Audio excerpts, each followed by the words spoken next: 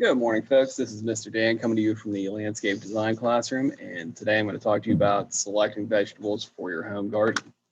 Our main idea here, how can I decide what to plant in my home vegetable garden? So 2 decisions, what vegetables to plant. Do you want peas, beans, lettuce, sweet corn, tomatoes, etc.? And what varieties to select. So tomato, let's just take a look at some tomato varieties. Would be Rutgers, Beefsteak, Better Boy, Cherry Bomb, Brandy Master Yellow, and there is a ton more. So do your research into what you want to plant before you just go out and buy some, because there's definitely some better tasting varieties, but it all depends on what you're looking for.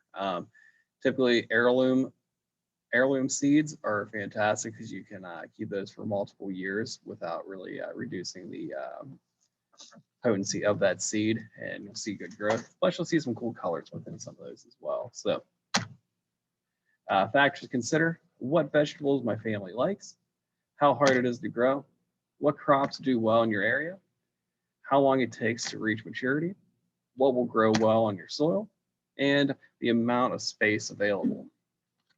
So choosing different cultivars. Cultivated variety is the actual term for cultivar in meaning. And then the key to a successful garden.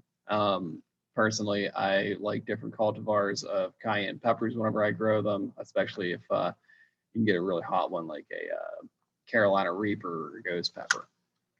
So new variety or tested favorite. Possible advantages to new varieties are disease resistance, vigorous growth, better quality, flavor, tenderness, or color, and growing both old and new. The new variety on a limited basis, and the old variety for known results. So it's all right to try different things, because you're going to figure out what you like over time. As always, though, whenever you are growing the same crop, switch it out every once in a while, or move it to a different location to allow some of those nutrients to get back into the soil.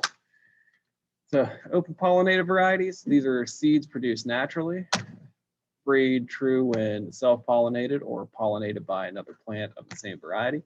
And heirlooms, which are long-time open-pollinated favorites with a documented history.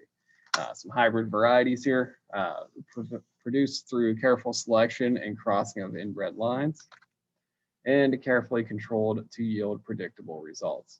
So there's definitely some genetically manufactured seeds here. So just be careful what you're choosing, and always read your label on your seeds to make sure you're picking the most healthy option. More about hybrids: advantages: vigorous growth, high yields, uniformity, disease resistant. Some disadvantages: more expensive or fewer seeds in the packet, and will not breed true. You cannot save seeds from this.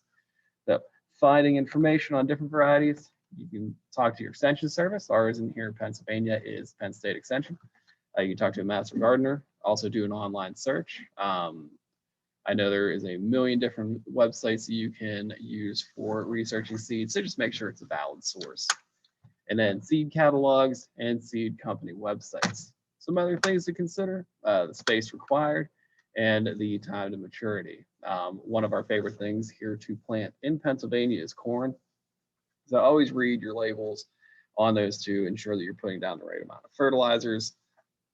Try to stay with the natural fertilizers, and just kind of keep moving on. And always look at your days to harvest, so that you are kind of staying in this timelines and you have the best fruit or the best vegetables grown. Our bottom line here is: first, choose which vegetables include in your garden. And then second, decide which cultivars to grow. So that's the end of my presentation on this. I know they've been a little bit short and sweet lately, but if you have any questions at all, and we will be working with some different vegetables here in class. But if you have any questions, give me a call down here in the Landscape Design Classroom, and I will talk to you then. But have a great day, folks. Thanks for listening.